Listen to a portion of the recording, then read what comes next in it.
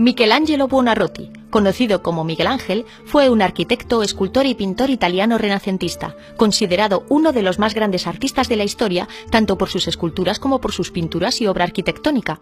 Desarrolló su labor artística a lo largo de más de 70 años entre Florencia y Roma, que era donde vivían sus grandes mecenas, la familia Medici de Florencia y los diferentes papas romanos.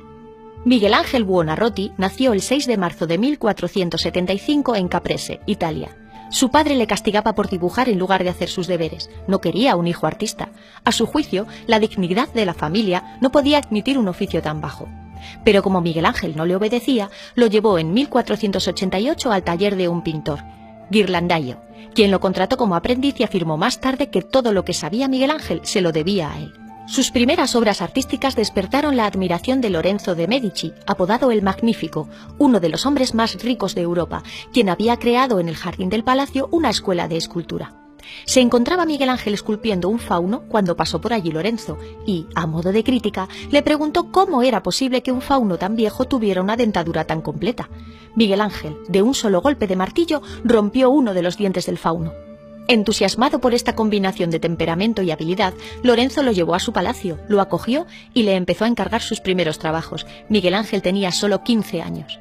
Vivió allí durante 3 años y mientras esculpía sus primeras obras en mármol, asistía con los hijos de Lorenzo a las clases impartidas por los grandes maestros humanistas de Florencia.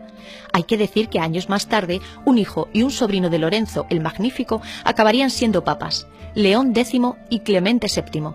Parece que al joven Miguel Ángel le vino muy bien estar en contacto con ellos. En una ocasión, Miguel Ángel abandonó en secreto el palacio de Lorenzo y se metió en una iglesia para escuchar a Savonarola, predicador de gran fama, quien condenaba la inmoralidad de su tiempo. El hermano mayor de Miguel Ángel, Leonardo, se hizo seguidor de Savonarola y se metió a fraile dominico. En 1492 fallece Lorenzo el Magnífico y Miguel Ángel tuvo que huir de Florencia porque veía venir una gran rebelión. El pueblo derrocó a Piero de Medici, hijo de Lorenzo, y por un tiempo se instauró en la ciudad una teocracia, es decir, un gobierno sometido a las leyes divinas, dirigido por Savonarola.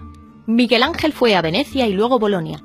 En 1496 decidió partir hacia Roma, ciudad que había de verle triunfar. 2 años más tarde, Florencia se convirtió en una república, ejecutaron a Savonarola y Miguel Ángel regresó a casa. Después vuelve a Roma, donde esculpe en mármol su magnífica Piedad, que representa el dolor de María que tiene en sus brazos a Cristo yacente. Miguel Ángel no había realizado todavía ninguna obra importante en su ciudad natal, por lo que tomó una postura agresiva para que le encargasen a él la escultura del David, lo que generó tensiones con el resto de los escultores florentinos.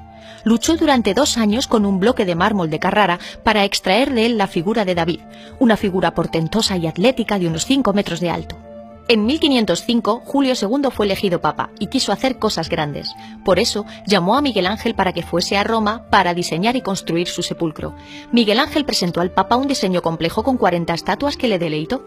El papa solía visitarle en su taller, curioso de ver cómo progresaban las obras. Charlaban como amigos. De repente, el papa cambió de idea y canceló el proyecto. Miguel Ángel estaba tan sorprendido y enfadado que destruyó sus modelos, salió de Roma por la noche y fue a su casa en Florencia. El Papa envió a mensajeros para llevarlo de vuelta, pero Miguel Ángel se enfrentó a ellos y les mandó al diablo. En ese momento el ejército del Papa acababa de conquistar la ciudad de Bolonia y, muy temeroso, Miguel Ángel viajó allí para pedirle perdón al pontífice. El Papa Julio acabó perdonando a Miguel Ángel. En 1508, el Papa le pide pintar el techo de la Capilla Sixtina. «Pero yo no soy pintor», protestó Miguel Ángel. Había pintado muy poco y Julio II quería que se pusiese a cubrir 1000 metros cuadrados de techo. Julio II no hizo caso a sus quejas. Miguel Ángel tuvo que obedecer. Tardó 4 años en pintar el techo de la Capilla Sixtina y fue la tarea más difícil de su vida. Allí, apoyando su espalda en un andamio, decora el techo de la capilla con las famosas escenas del Antiguo Testamento. La creación. Dios Padre extiende su mano derecha y toca el dedo lánguido de Adán y así lo crea. El pecado original y otras muchas más. En la imagen de la creación, Miguel Ángel transmite su propia fuerza creadora, la dinámica, las fuerzas que están detrás del nacimiento del mundo y las pasiones, que solo adquieren expresión en los cuerpos humanos. La Capilla Sixtina presenta unos 50 desnudos femeninos y masculinos, pero no paisajes ni motivos vegetales. Aquí todo es fuerza atlética, los cuerpos musculosos de Miguel Ángel no son sensuales, sino fuertes. Pintaba como esculpía. Miguel Ángel prescindió de todo elemento pintoresco, decorativo, ornamental, de los paisajes, arabescos y fondos arquitectónicos, concentrándose únicamente en el cuerpo humano. Cuando pintaba, el trabajo lo embargaba, descuidaba su aspecto, dormía vestido. También discutía continuamente con el Papa, que quería ver las pinturas y le apremiaba a apartar el andamio. Miguel Ángel se negó a hacerlo y el Papa le amenazó con tirarlo. Pero cuando vio los frescos, creyó que ya podía morirse tranquilo. Acababa de contemplar la mayor obra de arte que jamás se había creado.